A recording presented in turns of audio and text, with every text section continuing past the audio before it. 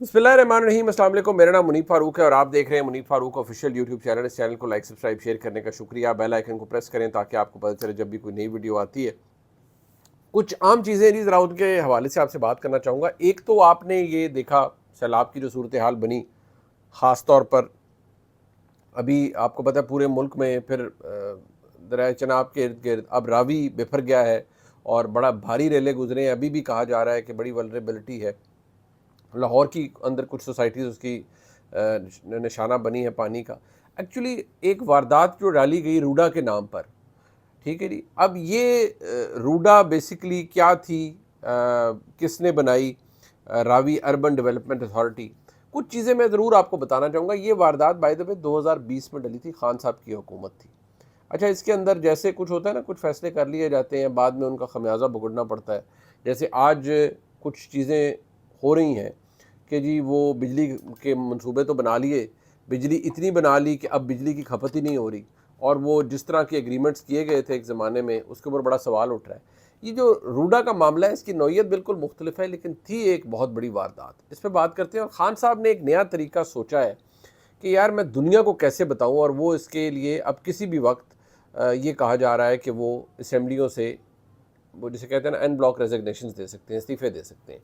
तो हुकूमत ने उस हवाले से क्या सोचा है कि क्या करेंगे और ये आगे मामलात कैसे चलाएंगे, इस हवाले से बात करेंगे। कुछ चीज़ें गर्दिश कर रही हैं, एस्टेब्लिशमेंट को बहुत नाराज़गी है या वो खुश नहीं है। मरीम नवाज़ शरीफ साहिबा का जो जापान का ट्रिप था, उस हवाले से उस पर खैर बड़ी नेगेटिव प्रेस उन्हें मिला, तनकीद भी हुई, सब कुछ हुआ, but I think that's part of the game. लेकिन क्या ऐसा कुछ है, और अगर है तो उसकी नौयत क्या है, इस पर बात करते हैं। सबसे पहले तो मैं आपको ये बता दूं जी कि इमरान खान साहब ने सियासी तौर पर ये जो एक नई एक चीज़ डिसाइड की है कि मैंने करनी है, वो शायद अभी उन्होंने कमेटियों से निकलने का कहा है।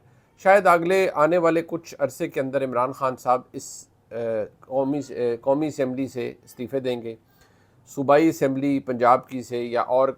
लेकिन इमरान खान साहब का इरादा ये है कि वो दुनिया को बताएंगे कि भाई मैं, आप देखें मेरी इतनी बड़ी जमात, सबसे ज़्यादा वोट मुझे मिले, मेरी सबसे ज़्यादा सीटें थी, मेरा मैंडेट चोरी हुआ, अब ये कैसी जमहूरियत है कि मैं इसके अंदर, हम तो शामिल नहीं हैं, क्योंकि एक फर्ज किस्म का, एक रिग्ड किस्म का निज़ाम है। लेकिन मसला ये है कि इमरान खान साहब को इस दफ़ा जो चीज़ें तंग कर रही हैं वो ये, और पूरी तहरीक इंसाफ के जो दोस्त हैं उनको, कि भाई ये अगर हमने खैबर पख्तूनख्वा की हुकूमत भी इसी हल्ले में आके हमने छोड़ दी, या हम ने इमरान खान साहब ने कहा कि भाई ये हुकूमत पड़ी है, दे दो, तो बड़ा काम ख़राब हो जाएगा, क्योंकि हर कोई दोनों हाथों से हुकूमतें लेने के लिए तैयार बैठा होगा।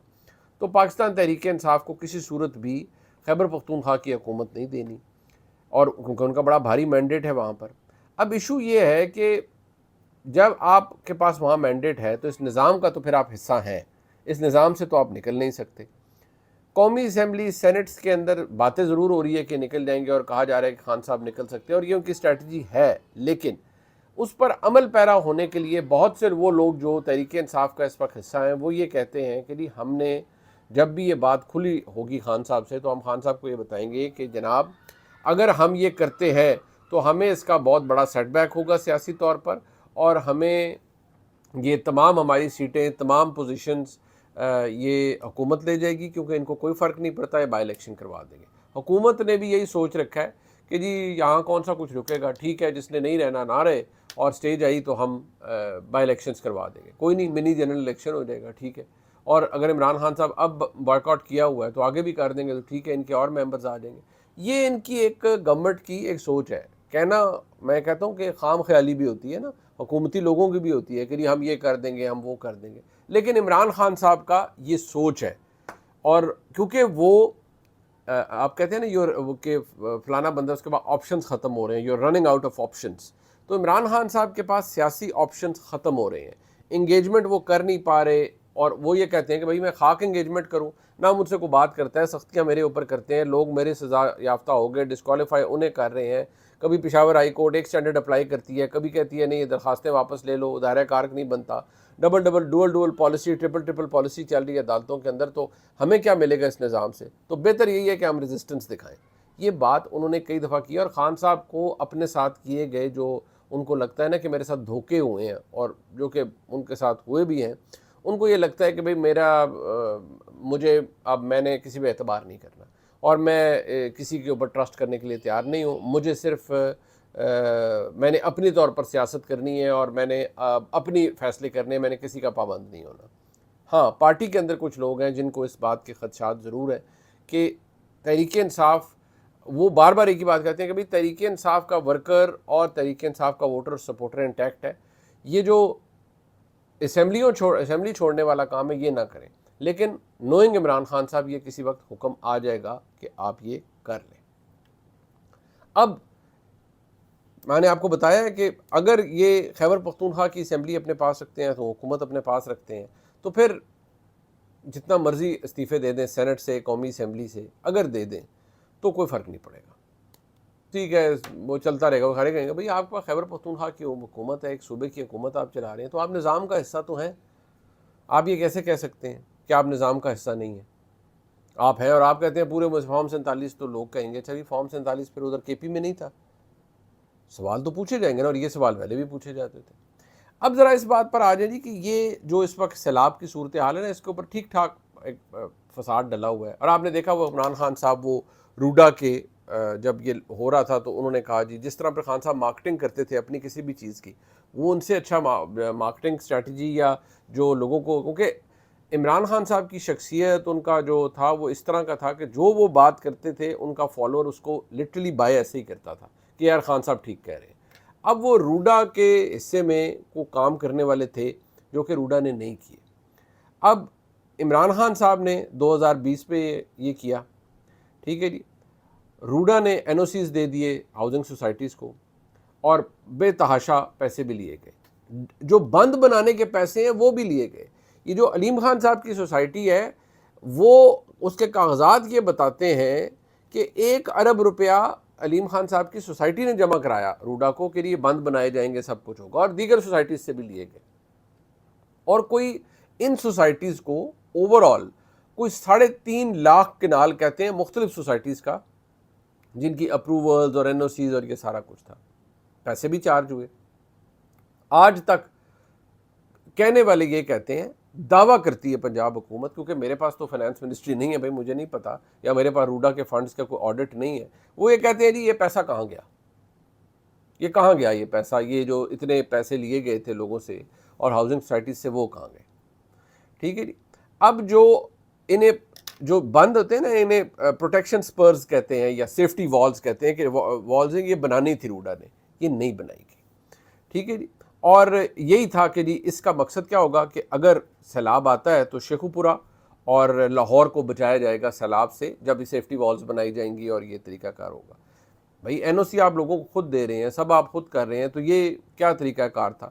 ہاں، اس سے پہلے بھی جو سوسائٹیز بنی ہوئی تھیں ان کا بھی حکومت کو پوچھنا چاہیے کہ یہ سوسائٹیز کتنی پرانی ہیں۔ 2020 میں تو نہیں ساری سوسائٹیز بنی نا، اس سے پرانی بھی ہوں گی، وہ کس کی اجازت سے بنی تھی؟ یہ بھی سوال یہاں پر اٹھتا ہے۔ اب وہ آج تو سارا سوال بزدار صاحب کی حکومت اور عمران خان صاحب کے اوپر ہے کہ انہوں نے یہ سب الاؤ کیا تھا۔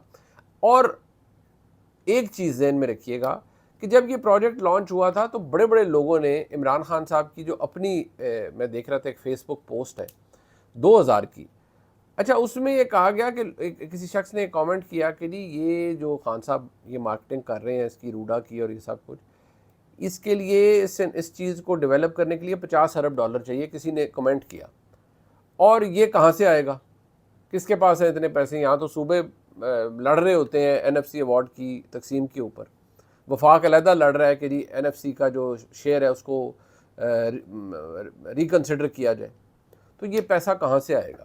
اب یہ حالت آج کل اب اس وقت ظاہری بات ہے پارک ویو ایک بہت بڑی سوسائٹی ہے، اس کو بڑا سیٹ بیک ہوا ہے، اور انہوں نے بائی دا وے اعلان بھی کیا ہے سوسائٹی نے، اور وہ مجھے لگتا ہے کہ وہ جینون ہی ہے، وہ میں نے ایکس کے اوپر دیکھا جس میں وہ یہ کلیم کر رہے ہیں اور کہہ رہے ہیں کہ جی ہم اپنے جو الاٹیز ہیں ان کے ساتھ ہیں، اور ہم ان کو پورا ان کا ہم ازالہ کریں گے، ان کے نقصان کا اور ان کے گھروں کا، جو گھر اس میں افیکٹ ہوا ہے ہم اس کا ازالہ کریں گے۔ اچھی بات ہے اگر وہ یہ کرتے ہیں، بہت اچھی بات ہے، لیکن اس وقت جو تنقید ہے وہ یہ ہو رہی ہے کہ جی انہوں نے کیا، لیکن ریکارڈ یہ بتاتا ہے کہ روڈا کے نام پہ جو واردات ہوئی، اور دو چیزیں، ایک یہ کہ روڈا نے کام نہیں کیا، نمبر 2 یہ کہ وہ پیسہ کہاں ہے، وہ کسی کے پاس نہیں ہے۔ اگر کسی کے پاس انفارمیشن ہے، کیونکہ گورنمنٹ نے تو اس کے اوپر ابھی اپنے ہونٹ سیے ہوئے ہیں، کہتے وہ ہیں کہ ہم بھی سوال پوچھتے ہیں پیسہ کہاں گیا. تو ایسا تو نہیں ہے نا کہ روڈا کا پیسہ کوئی جیب میں ڈال کے کہیں لے گیا ہوگا، کہیں نہ کہیں تو لگا ہوگا. تو حکومت کا کام ہے، آج پنجاب حکومت کا کام ہے جی کہ راوی اربن ڈیولپمنٹ اتھارٹی ہے تو یہ اسی صوبے کی نا، تو نکالیں، بتائیں لوگوں کو کہ کیا ہو رہا ہے. آپ نہیں بتانا ہے نا، اور ہم نے تھوڑی تلاش کرنا ہے، ہمیں تھوڑی پتہ لگے گا، آپ حکومت ہے، آپ بتائیں. اچھا جی، یہ اس وقت صورتحال ہے اور کافی اس کے اوپر بڑے سوال ہو رہے ہیں. مصدق ملک صاحب نے بھی اب کہا کہ یہ اشرافیہ سائی کو ہم ٹکریں گے، ریاست سے زیادہ تگڑا کوئی نہیں ہے. کون ریزورٹس بنا رہا ہے دریاؤں کے کنارے، ہاؤسنگ سوسائٹیز، ہوٹلز، جو بھی بنا رہا ہے اس کو اس کی اکاؤنٹیبلٹی ہوگی. بالکل کریں، بالکل کریں.